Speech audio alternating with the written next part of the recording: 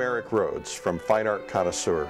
Today I'm pleased to have a very special interview with Michel Cox Witmer. Michel is one of the leading art experts in the world and also a board member from the TEFAF show in Maastricht. This year's Maastricht Fair, we have 218 galleries, and they are the leading 218 galleries from around the world. There are 18 countries represented, and it's a very large fair. It's known for being the world's greatest art and antiques fair. Each stand individually is more than twice the size of the fairs that we have in New York. And those fairs hold a maximum of 70 exhibitors. We have 218, so you put all that together, it's enormous. It's probably about 350,000 square feet. In several different areas, we have various categories. I think it will be a lot of fun. We're not really looking to expand any area. It's already as huge as we feel the fair should be. One of our challenges is to maintain the highest quality. And in addition to that, because the contemporary market is so strong, we're trying to maintain this really superlative quality among contemporary art. Right now there's an interest in hardcore contemporary, and many of the artists do not have proven track records. So we're not trying to be like some of the really avant-garde fairs and show the cutting-edge stuff. Instead, our emphasis is on the quality and what's important now in history of art and what we will look back on and will have been important in history of art.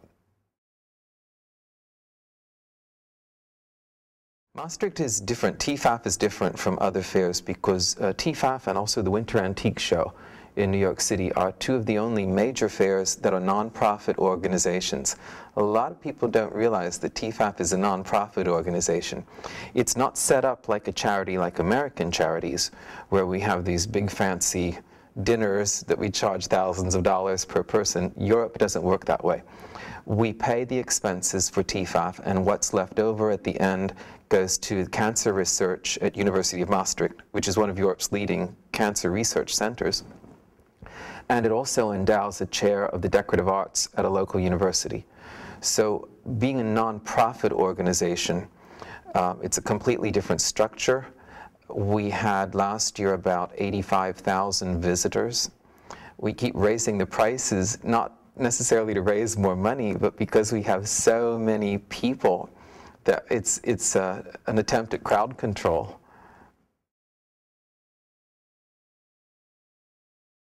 Well, as a child, I grew up going to the auctions and the previews every weekend.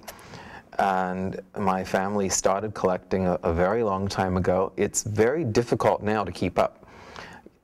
In my grandparents' generation, the greatest paintings cost about the price of a good car. So if you consider what the greatest paintings cost today, even that fancy new Rolls Royce that's something like $700,000 still doesn't buy you the best painting. It's very hard to keep up. I try to look at areas that are perhaps lacking in our museums. I'm involved with a few different museums, and I have now about, I think, 15 pieces that are on loan to some museums. I seem to have mostly late 19th and early 20th century pictures, and it's a joy to collect, but it's also a challenge. I think one of the nice things about collecting and having a family collection is, and even buying now, is not just to decorate our walls with great art. It's never meant to be a display of your wealth on your walls. It's nice that we use the art to serve a purpose greater than ourselves.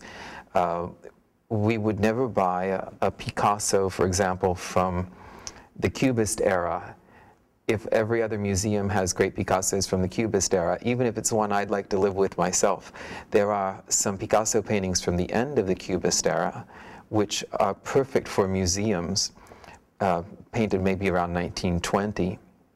When Picasso didn't have such stylistic constraints. I'm just using this as an example. So that's the type of thing that a lot of museums don't have. So we often buy with where will the greatest good be given. I buy with the intention of how will this painting do good long after I'm gone, because these are pictures that were always here before I was, and they'll be around after I'm gone. So we try to use our collection for purposes better than ourselves.